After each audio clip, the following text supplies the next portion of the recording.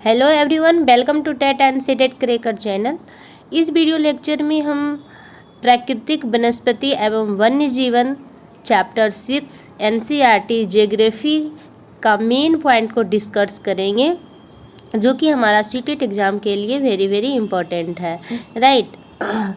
तो इस चैप्टर के अंदर हमें समझना होगा कि प्राकृतिक वनस्पति एवं वन्य जीवन जो है वो एक दूसरे से किस तरह से रिलेटेड है, उसका क्या प्रभाव पड़ता है ना। जैसे मान लीजिए कि प्राकृतिक वनस्पति पे प्राकृतिक वनस्पति जो है वो प्रभावित हो रहा है, तो उसका प्रभाव क्या वन्य जीवन पर भी पड़ सकता है, वो पड़ सकता है तो किस तरह से, है ना। ये दोनों के बीच का कैसा संबंध होगा, इस तरह से ये इसके जो मेन पॉइंट है उसको हम लोग डिस्कस करेंगे। तो फिर चलिए स्टार्ट करते हैं और समझने की कोशिश करते हैं, राइट। देखिए क्या होता है कि वनस्पति जैसे जैसे हम ऊंचाई की ओर बढ़ते हैं, वनस्पति की विशेषताएं एक दूसरे से संबंधित होती है ना। ऊंचाई में परिवर्तन के साथ जलवायु में परिवर्तन होता है, और जलवायु में परिवर्तन होने के कारण वनस्पति में परिवर्तन होता है। और यही कारण है कि जब हम ऊंचे क्षेत्र में जाते हैं, मतलब पर्वतीय क्षेत्र में जाते हैं, तो वहाँ का वनस्पति कुछ होता है, मैदानी क्षेत्र में जाते हैं वहाँ का वनस्पति देखने को कुछ मिलता है ना। तो इसका प्रभाव पड़ता है, ठीक है। वनस्पति की वृद्धि किस किस चीज़ पर डिपेंड करता है, इसको हम लोग समझेंगे कि जो वनस्पति है उसकी जो वृद्धि होती है वह क्या क्या चीज़ पर का वृद्धि डिपेंड करती है। तो तापमान, उस वहाँ का कैसा तापमान है उस पे डिपेंड करेगी, नमी पर निर्भर रहती है ना। इसके अलावा यह ढाल और मिट्टी की परत की मोटाई जैसे कारकों पर भी डिपेंड करती है, ठीक है। अगर वहाँ का तापमान जो है बहुत ज़्यादा हाई होता है, बहुत ज़्यादा वहाँ गर्मी पड़ता है, तो वहाँ का वनस्पति भी क्या होगा, छोटे छोटे होंगे, है ना। वहाँ का जो पेड़ पौधा होगा वो कैसा होगा, छोटा छोटा होगा। अगर वहाँ का तापमान जो है वहाँ ज़्यादा ठंडा रहता है, तो वहाँ का जो पेड़ पौधे होंगे वो बड़े बड़े होंगे, लंबे लंबे होंगे, है ना। इस तरह से उसकी वृद्धि पर जो वनस्पति है, प्राकृतिक वनस्पति है, उसकी वृद्धि पर तापमान और नमी का प्रभाव पड़ता है, इस पे ये डिपेंड होता है ना। इन घटकों में अंतर के कारण किसी स्थान की प्राकृतिक वनस्पति की सघनता एवं प्रकार में भी परिवर्तन होता है ना। कि जैसे जैसे जलवायु में परिवर्तन होता है, जिस जिस क्षेत्र में जलवायु में परिवर्तन होता है उस क्षेत्र में वनस्पति में भी आपको परिवर्तन देखने को मिलेगा, ठीक है। तो अब कुछ जो प्राकृतिक वनस्पति है उसको कुछ श्रेणियों में वर्गीकृत किया गया है, कुछ भागों में उसको विभाजित किया गया है, उसको हम लोग एक एक करके समझेंगे। तो सबसे पहला जो प्राकृतिक वनस्पति का जो क्षेत्र है वो है वन, ठीक है। तो वन किसे कहते हैं, तो जहाँ ढेर सारा पेड़ पौधा होता है उस जगह को क्या कहते हैं, वन कहते हैं। अब वन कौन सा क्षेत्र में वन होगा, तो सीधी सी बात है कि वन में क्या होता है, ढेर सारा पेड़ पौधा होता है। तो पेड़ पौधा कब होंगे, जब वहाँ अधिक बारिश होगा, है ना। जब अधिक बारिश होती है तब वहाँ पर वन उगते हैं, जो वृक्ष के लिए उपयुक्त तापमान एवं परिपूर्ण वर्षा वाले क्षेत्र में उगते हैं, ठीक ना। वन जहाँ होगा वहाँ सीधी सी बात है कि बारिश अत्यधिक होगी, ठीक है। नेक्स्ट पॉइंट पर हम लोग देखेंगे, दूसरा जो इसका वर्गीकृत किया गया है वो है घास स्थल। तो घास स्थल वैसा क्षेत्र में ज़्यादा घास उगता है जहाँ बारिश जो है मीडियम होता है, नहीं तो ज़्यादा नहीं तो कम, मीडियम होता है। वहाँ छोटी छोटी ढेर सारे घास उग जाते हैं और उसी क्षेत्र को घास स्थल कहा जाता है। ठीक है। और तीसरा जो है वो है कांटेदार झाड़ियाँ या कांटेदार वनस्पति। तो कांटेदार जो झाड़ियाँ हैं, कांटेदार जो वनस्पति है, यहाँ का क्षेत्र कैसा होगा? आप हम लोग छठी जो क्लास का एनसीईआरटी बुक था ज्योग्राफी, उसमें हम लोग पढ़े थे कि जहाँ बारिश कम होती है वहाँ पर कांटेदार झाड़ियाँ उगते हैं, है ना। तो यहाँ इससे पता चल रहा है कि कांटेदार झाड़ियाँ है तो यहाँ क्या है, यहाँ बारिश कम होती है, यहाँ बारिश जो है बहुत ही कम होती है। इसी कारण से यहाँ की जो झाड़ियाँ हैं वो कांटेदार होती हैं, है ना। कांटेदार झाड़ एवं झाड़ियाँ केवल शुष्क क्षेत्र में पैदा होता है ना। तो ये जो कांटेदार झाड़ियाँ हैं, हिमालय की यात्रा का अपना अनुभव अपने पिता को बता रही है। ये इसमें कहा लिखा है, एक सलीमा नाम की जो लड़की है वो कांटेदार झाड़ियाँ के बारे में अपने पिता से, आखिर वो सब से हमको उतना ज़्यादा डिस्कस नहीं करना है, हमें मेन पॉइंट पर सिर्फ डिस्कस करना है। देखिए एक और पॉइंट यहाँ से बन सकता है कि कौन सा क्षेत्र में सभी प्रकार की वनस्पतियाँ पाई जाती है ना। यहाँ से आपका क्वेश्चन बन सकता है कि कौन सा क्षेत्र है जहाँ पर सभी प्रकार के वनस्पतियाँ पाई जाती है। तो वो हिमालय के क्षेत्र है। हिमालय के क्षेत्र में क्या होता है, सभी प्रकार के वनस्पतियाँ पाई जाती है। ठीक है। तो हम लोग अभी तक जो देखे हैं कि 3 प्रकार का जो वनस्पति है वो मुख्य जो प्राकृतिक हमारा वनस्पति है वो कितने प्रकार का है, वो 3 प्रकार का है। कौन कौन? फर्स्ट वन है, सेकेंड घास स्थल है और थर्ड जो है वो कांटेदार झाड़ियाँ हैं। ठीक है। अब नेक्स्ट पॉइंट हम लोग देखेंगे, प्राकृतिक वनस्पतियों के प्रकार में बदलाव का मुख्य कारण जलवायु का बदलाव है ना। जिस क्षेत्र का जलवायु जैसा रहेगा वैसा ही उसका प्राकृतिक वनस्पतियाँ होगी, है ना। अगर जलवायु ठंडा है तो उसका प्राकृतिक वनस्पतियाँ जो है, पेड़ पौधे जो हैं, उसका ठंडा का इफेक्ट उस पर पड़ेगा और उसके अनुसार उसमें बदलाव आएगा, है ना। अब हम इसमें क्या देखेंगे कि जो प्राकृतिक वनस्पतियाँ हैं एवं उनके गुण क्या क्या हो सकते हैं और वहाँ प्रवास करने वाले वन्य जीवों की जानकारी हम इसमें लेंगे, है ना। तो देखिए वन में सबसे पहले हम यहाँ हम पढ़ेंगे उष्णकटिबंधीय सदाबहार वन। तो उष्णकटिबंधीय सदाबहार वन हम लोग 6th क्लास ज्योग्राफी में पढ़े थे कि उष्णकटिबंधीय जो है वो कहाँ की ग्लोब पे हम लोग देखे थे कि कहाँ से कहाँ तक हो रहा था। तो ये हो रहा था नॉर्थ में 23.5 डिग्री और साउथ में भी 23.5 डिग्री।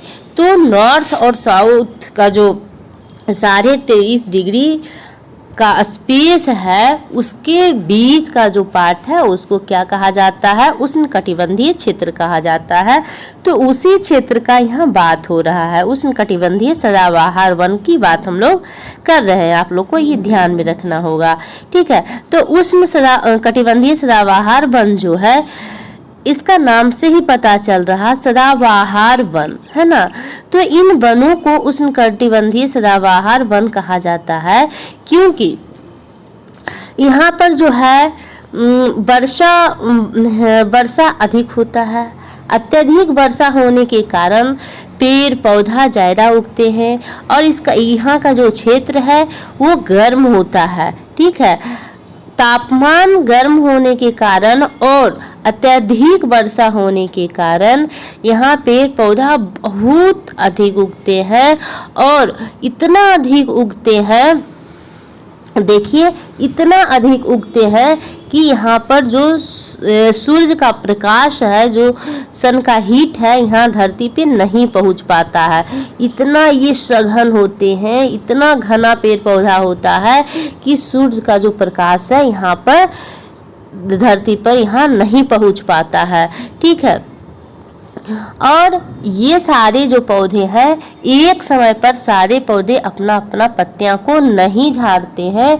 इस कारण से यहाँ का जो वन है वो हमेशा हरा भरा दिखता है और इसलिए इसे सदाबहार वन कहा जाता है।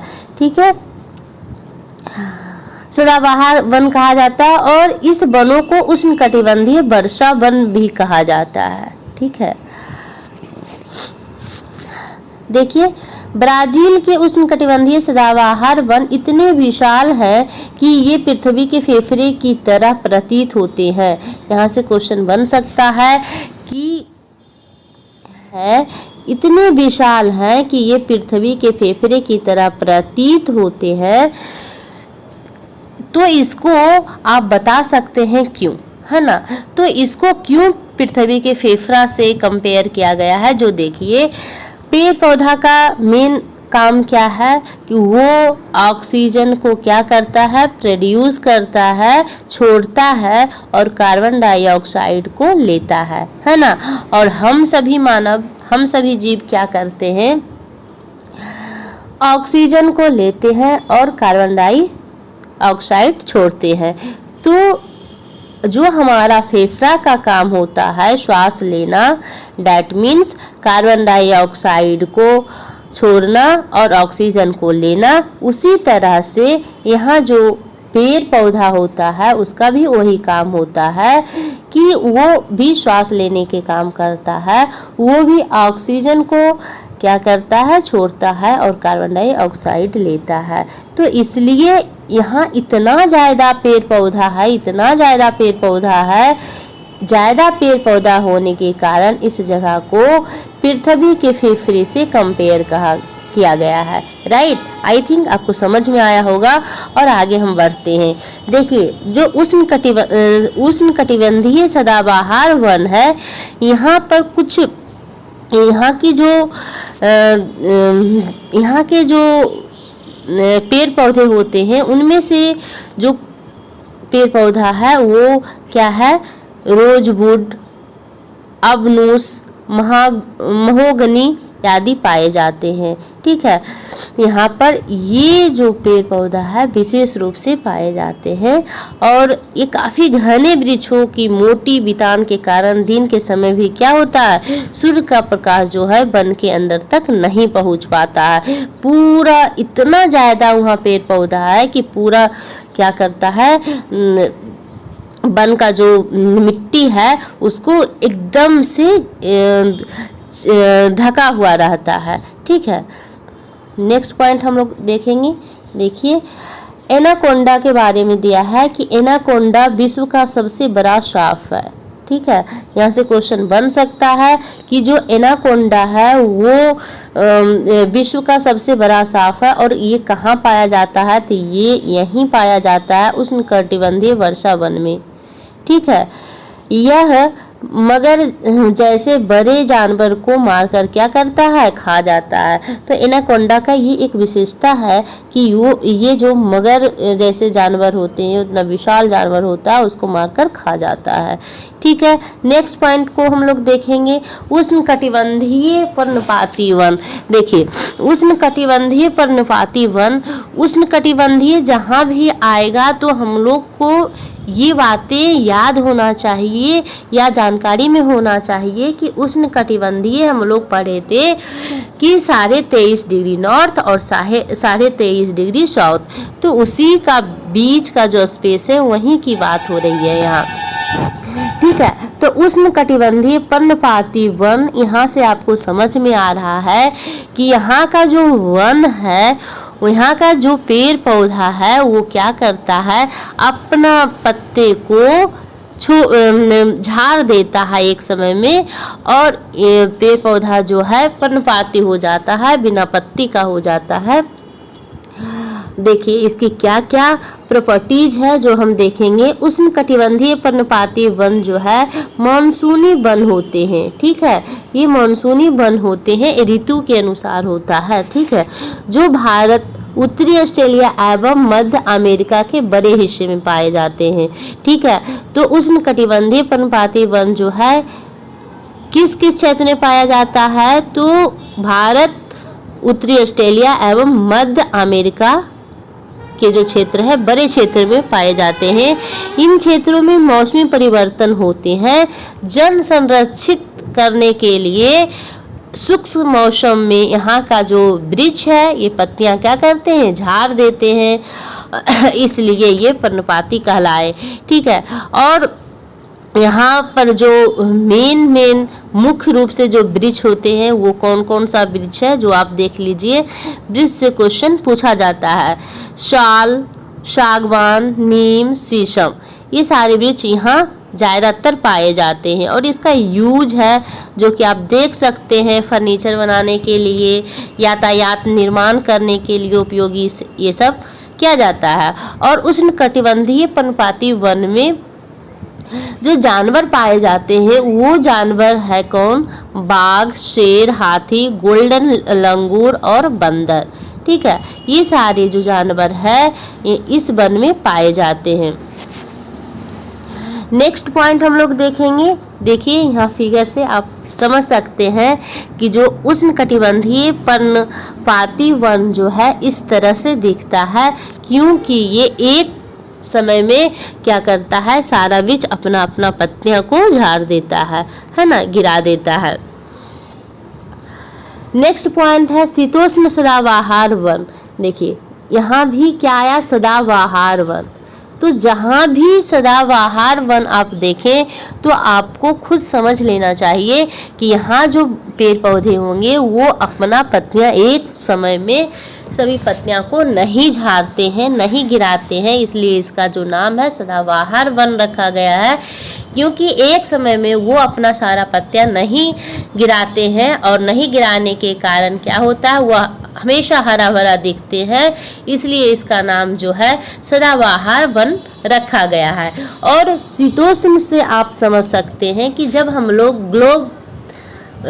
ग्लोब को पढ़ रहे थे तो वहाँ पर हम लोग शीतोष्ण कटिबंध के बारे में समझे थे कि ये जो शीतोष्ण कटिबंध था ये कौन सा एरिया था शीतोष्ण कटिबंध? तो 23.5 डिग्री और 66 डिग्री जो नॉर्थ और साउथ दोनों साइड में जो उसका बीच का स्पेस था उसको शीतोष्ण कटिबंध कहा जाता है। तो यहाँ वही जगह का बात हो रहा है शीतोष्ण कटिबंध का। डैट मीन्स 23.5 डिग्री नॉर्थ और साउथ, है ना, से 66.5 डिग्री के बीच का एरिया जो है यहाँ का जो एरिया है उसकी बात हो रहा है। ठीक ना।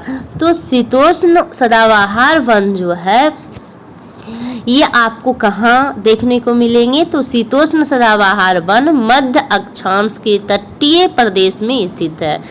कहाँ? तटीय प्रदेश में ये स्थित होता है। ठीक है, ये जो है सामान्यतः आपको महाद्वीपों के पूर्वी किनारे पर पाए जाते हैं, जैसे में दक्षिण पूर्व अमेरिका, दक्षिण चीन, दक्षिण पूर्वी ब्राज़ील, यहाँ आपको देखने को मिलेगा। और यहाँ पर जो है बाज, चीर एवं यूकेलिप्टस जैसे दृढ़ मुलायम दोनों प्रकार के पेड़ पाए जाते हैं। देखिए दृढ़ मीन्स कठोर पेड़ भी पाए जाते हैं और मुलायम भी पेड़ पाए जाते हैं। शीतोष्ण सदाबहार वन की ये मेन प्रॉपर्टीज है कि यहाँ जो है दृढ़ और मुलायम दोनों प्रकार के पेड़ पाए जाते हैं। ठीक है, नेक्स्ट पॉइंट हम लोग देखेंगे।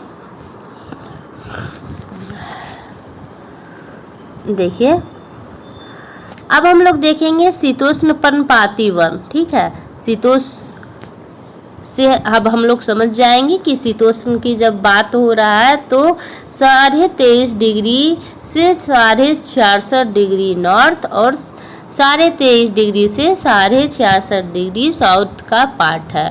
ठीक है, तो इसकी बात हो रहा है यहाँ। और ये शीतोष्ण पर्णपाती वन जो है यहाँ का जो पेड़ पौधे होंगे ये अपना पत्ता क्या करेंगे, एक समय में झाड़ देंगे, इसलिए इनका नाम जो है पर्णपाती वन रखा गया है। ठीक है, उच्च अक्षांश की ओर बढ़ने पर अधिक शीतोष्ण पर्णपाती वन मिलते हैं। ये वन हमें कहाँ मिलेंगे, जब आप ऊंचाई की ओर बढ़ेंगे। ठीक है, ये उत्तर पूर्वी अमेरिका, चीन, न्यूजीलैंड, चिली एवं पश्चिमी यूरोप के तटीय प्रदेश में पाए जाते हैं। शीतोष्ण जो वन है वो शीतोष्ण सदाबहार वन या शीतोष्ण पर्णपाती वन, दोनों में से दोनों वन क्या होगा, कहाँ आपको देखने को मिलेगा, तो ये तटीय प्रदेश में देखने को मिलेगा। ठीक है, ये अपनी पत्तियां शुष्क मौसम में झाड़ देते हैं। यहाँ पाए जाने वाले कुछ मुख्य पेड़ जो है वो क्या क्या है, बांज है, ऐस है, बीच है आदि। और कुछ जानवर भी जो है यहाँ पाए जाते हैं, हिरन, लोमड़ी, भेड़िया यहाँ का जो आम जानवर है। ठीक है, लेकिन कुछ इसके साथ पक्षी भी है जो कि यहाँ पाए जाते हैं, वो क्या है, फिजेंट और मोनाल। देखिए ये दोनों पक्षी जो है आप इसको ज़्यादा ध्यान में रखेंगे क्योंकि ये अलग है। कभी कभी क्या होता है, ये पक्षी का नाम दे देगा और आपसे ऑप्शन में दे देगा कि बताइए ये फिजेंट और मोनाल जो है ये क्या है, एक जगह का नाम है या कोई जाति का नाम है या कुछ भी दे सकता है, या पंछी का नाम है या जानवर का नाम है। तो आप इसको ध्यान में रखेंगे कि फिजेंट तथा मोनाल जो है ये पंछी है और ये कहाँ पाया जाता है, तो शीतोष्ण पर्णपाती वन में पाया जाता है। ठीक है, देखिए शीतोष्ण पर्णपाती जो वन है वो इस तरह से दिखता है। नेक्स्ट पॉइंट हम लोग देखेंगे भूमध्य सागरीय वनस्पति। तो भूमध्य सागरीय वनस्पति इसका नाम क्यों रखा गया, पहले हम लोग ये समझेंगे। तो भूमध्य सागरीय वनस्पति जो है भूमध्य सागर के समीप वाले प्रदेश में पाई जाती है, इसलिए इसका जो नाम है भूमध्य सागरीय वनस्पति रखा गया है। ठीक है, महाद्वीप के पूर्व एवं उत्तर पूर्वी किनारे के अधिकांश भाग जो है वो शीत सदाबहार एवं पर्णपाती पेड़ों से ढके हैं। ठीक है, महाद्वीपों के पश्चिमी एवं दक्षिण पश्चिमी किनारे भिन्न हैं। यहाँ भूमध्य सागरीय वनस्पति पाई जाती है, इसलिए इसका जो नाम है भूमध्य सागरीय वनस्पति रखा गया है। यह अधिकतर यूरोप, अफ्रीका और एशिया के भूमध्य सागर के समीप वाले प्रदेश में पाया जाता है। लेकिन यहाँ ये जो वनस्पतियाँ हैं भूमध्य सागर के बाहरी प्रदेश में भी कुछ पाया जाता है, जैसे कुछ जगह का नाम है संयुक्त राज्य अमेरिका, है ना, यहाँ के कैलिफोर्निया जो है यहाँ पर भी पाया जाता है, दक्षिण पश्चिमी अफ्रीका में और दक्षिण पश्चिम अमेरिका में भी पाया जाता है। देखिए यहाँ का जो मुख्य विशेषता क्या है कि भूमध्य सागरीय वृक्ष जो है शुष्क एवं ग्रीष्म ऋतु में स्वयं को ढाल लेते हैं, अपने आप को वहाँ का जो जलवायु है उसके अकॉर्डिंग अपने आप को ढाल लेता है। उनकी मोटी छाल एवं पत्तियाँ वाष्पोत्सर्जन को रोकती है। क्या होता है कि उसकी जो मोटी छाल और पत्तियां होती है वो वाष्प उत्सर्जन करने से रोकती है। भूमध्य सागरीय प्रदेश को फलों की कृषि के कारण विश्व का फलोद्यान भी कहा जाता है। यहाँ से क्वेश्चन बन सकता है कि विश्व का फलोद्यान किसे कहा जाता है, तो भूमध्य सागरीय प्रदेश को कहा जाता है। क्यों कहा जाता है, क्योंकि यहाँ फलों की कृषि अधिक होती है ना। देखिए यहाँ फल का जो कृषि है ये अंगूर का बाग है, इस तरह से अंगूर उगाया जाता है। ठीक है, और इसका कुछ विशेषता है ऑस्ट्रेलिया में भी पाई जाती है। इन प्रदेशों में गर्म, शुष्क और ग्रीष्म वर्षा वाली मृदु शीत ऋतु होती है।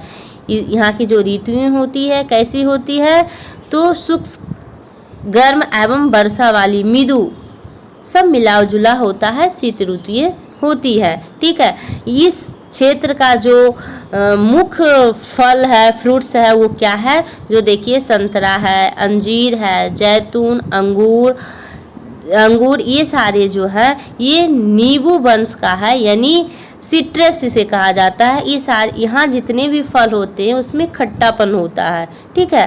खट्टापन जो होता है सारे फल में होता है, इसलिए इसे सिट्रस कहा जाता है, नींबू वंश का कहा जाता है, ठीक है, क्योंकि नींबू खट्टा होता है। नेक्स्ट पॉइंट हम लोग देखेंगे शंकुधारी वन। शंकुधारी वन उत्तरी गोलार्ध के उच्च अक्षांशों पर जब आप 50 से 70 डिग्री के बीच जाएंगे तो आपको शंकुधारी वन मिलेंगे, ठीक है। इन्हें क्या कहा जाता है? तो शंकुधारी वन को टैगा भी कहा जाता है। अब हम लोग जानेंगे कि टैगा कौन सा शब्द है। तो ये रूसी भाषा का एक शब्द है जिसका अर्थ होता है शुद्ध, अनछुआ, ठीक है, जिसे कोई छुआ नहीं है, जो जिसे कोई टच नहीं किया हुआ है, ठीक है, अनछुआ यानी शुद्ध है, ठीक ना। तो शंकुधारी जो वन है उसे किस नाम से जाना जाता है? टैगा नाम से जाना जाता है। और ये टैगा जो है एक रूसी भाषा है, ठीक है। इसका मतलब क्या होता है? टैगा का मतलब होता है शुद्ध होता है, अनछुआ होता है। मतलब कि शंकुधारी जो वन होंगे वहाँ का जो पेड़ पौधा इतना लंबा होता है, इतना ऊंचा होता है कि कोई उसको टच, उसका जो ऊपरी सिरा है उसको टच नहीं कर पाता है, इसलिए इसको टैगा कहा जाता है।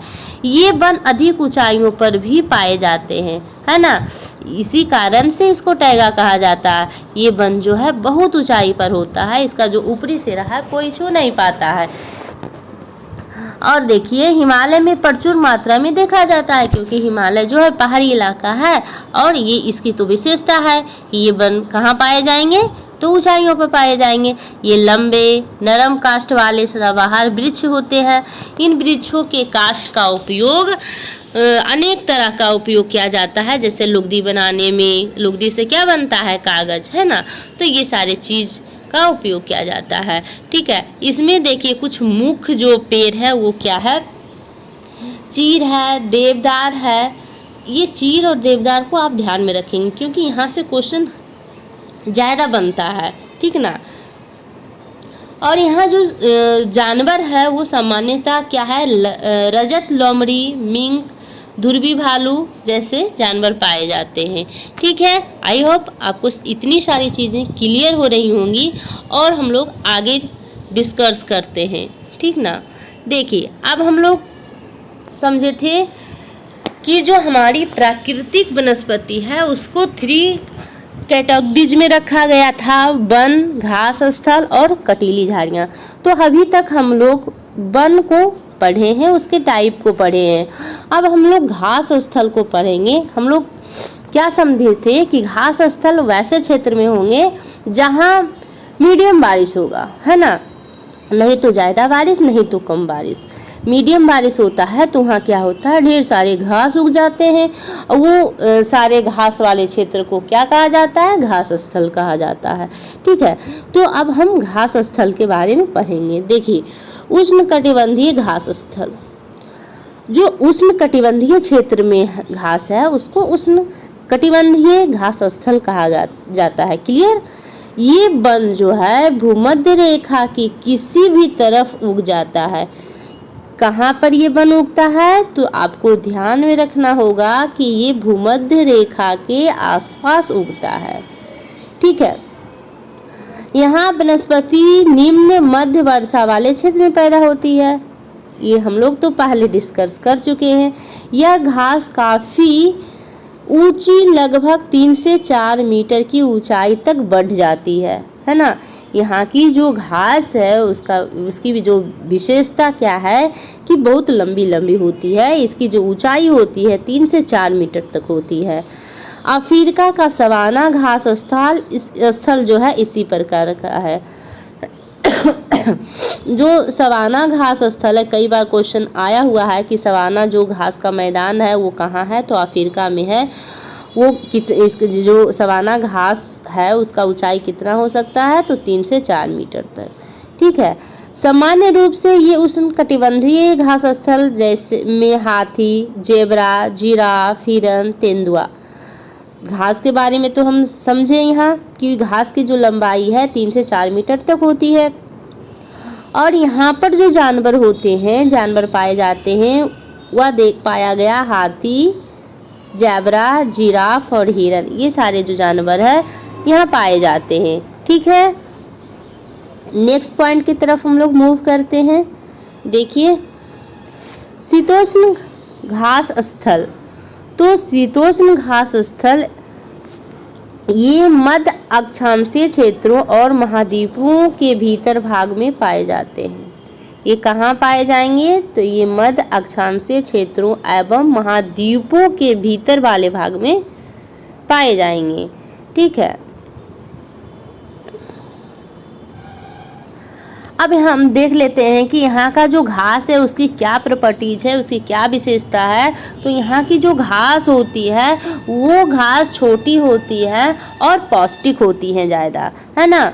यहाँ कौन कौन से जानवर पाया जाता है? तो जंगली भैंस, बाइसन और एंटीलोप पाए जाते हैं। ठीक है, नेक्स्ट पॉइंट है कटीली झाड़ियाँ। तो कटीली झाड़ियाँ हम सबसे पहले समझेंगे कि कटीली झाड़ियाँ कब होगा? जब बारिश कम होगी, है ना। तो यहाँ जब कटीली वनस्पति है तो यहाँ पर बारिश जो है बहुत कम होती है। और ये कहाँ पाया जाएगा? तो रेगिस्तान में पाया जाएगा, है ना, महाद्वीपों के किनारे पाया जाएगा। शुष्क रेगिस्तान जैसे प्रदेश में ये पाई जाती है। उष्णकटिबंधीय रेगिस्तान महाद्वीपों के पश्चिम किनारे पे पाई जाती है। ठीक है, तीव्र गर्मी एवं बहुत कम बारिश के कारण यहाँ की जो वनस्पतियों की कमी रहती है। विश्व का मानचित्र पर आप रेगिस्तान प्रदेश को चिन्हित करें। क्या आप भारत के बड़े रेगिस्तान का नाम बता सकते हैं? रेगिस्तान के कुछ जानवर के नाम बताइए और उन्हें आप पहले जान चुके हैं, है ना। 6 क्लास में हम लोग उसको देख सके। तो यहाँ पर हमको यही समझना है कि कटीली जो झाड़ियाँ है वो किस क्षेत्र में हमें देखने को मिलेगा? तो रेगिस्तान क्षेत्र में देखने को मिलेगा, क्योंकि कटीली झाड़ियाँ जब उगता है जब बारिश कम होती है। ठीक ना।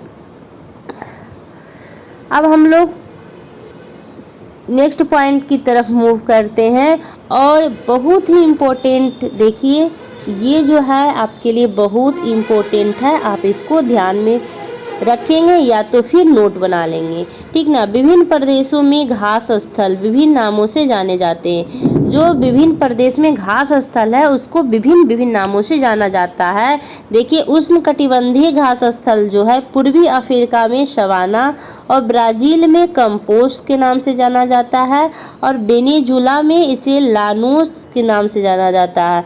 और जो उष्णकटिबंधीय घास स्थल है उसको अर्जेंटीना में पैम्पास के नाम से जाना जाता है और उत्तरी अमेरिका में उसी को प्रेरी का नाम से जाना जाता है। दक्षिणी अफ्रीका में बेल्ट के नाम से जाना जाता है और मध्य एशिया में स्टेपी के नाम से जाना जाता है और ऑस्ट्रेलिया में ये जो है डॉन के नाम से जाना जाता है। तो ये चीज़ आप याद रखेंगे, यहाँ से क्वेश्चन बनता है। ठीक है, देखिए कुछ अब टुंड्रा जो प्रकार की वनस्पतियां हैं उसको हम लोग देख लेते हैं। 1 सेकेंड। देखिए, यहाँ हम लोग समझेंगे कि टुंड्रा वनस्पति किसे कहते हैं। ठीक है, तो टुंड्रा वनस्पति के बारे में हम लोग जानेंगे कि अत्यधिक ठंडा मिलेगा। यहाँ बहुत ही सीमित प्राकृतिक वनस्पति मिलती है। यहाँ केवल काई और लाइकेन एवं छोटी झाड़ियाँ पाई जाती है। ये जो झाड़ियाँ हैं अल्पकालिक ग्रीष्म ऋतु के दौरान विकसित होती है। कुछ टाइम के लिए, बहुत कम टाइम के लिए ये विकसित होती है। और किस ऋतु में होती है? तो ग्रीष्म ऋतु में विकसित होती है। इसे टुंड्रा प्रकार की वनस्पति कहा जाता है। ठीक है, ये वनस्पतियाँ कहाँ आपको देखने को मिलेगा? तो ये यूरोप, एशिया, उत्तरी अमेरिका के ध्रुवीय प्रदेश में पाई जाती है। यहाँ के जानवर जो हैं उनकी कुछ विशेषता है। कैसी विशेषता है भाई? तो जो जानवर है शरीर पर मोटा फर हो जाता है एवं मोटी चमड़ी हो जाती है जो उन्हें ठंडी जलवायु में सुरक्षित रखते हैं, है ना।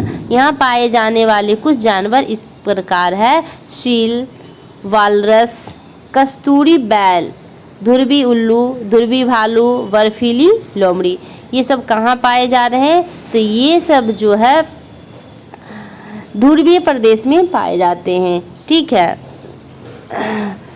तो ये सारे चीज़ हम लोग डिस्कस कर चुके हैं। अब इसका कुछ जो ऑब्जेक्टिव क्वेश्चन है उसको भी हम देख लेते हैं। देखिए ऑब्जेक्टिव क्वेश्चन क्या है, काई एवं लाइकेन पाए जाते हैं। तो अभी जस्ट हम लोग इसको डिस्कस किए हैं कि काई और लाइकेन पाए जाते हैं कहाँ? तो टुंड्रा वनस्पति में काई और लाइकेन पाए जाते हैं, है ना। कांटेदार झाड़ियाँ मिलती है, कांटेदार झाड़ियाँ कहाँ मिलेंगे? तो गर्म एवं शुष्क रेगिस्तानी जलवायु में मिलेंगे। ठीक है, गाय में क्या है कि उष्णकटिबंधीय सदाबहार वन का एक सामान्य जानवर है। तो ये उष्णकटिबंधीय सदाबहार वन का ये जो सामान्य जानवर है ये क्या हो सकता है? ये जिराफ हो सकता है। ठीक है, घ नंबर है, शंकुधारी वन की एक महत्वपूर्ण वृक्ष प्रजाति है चीड़ है।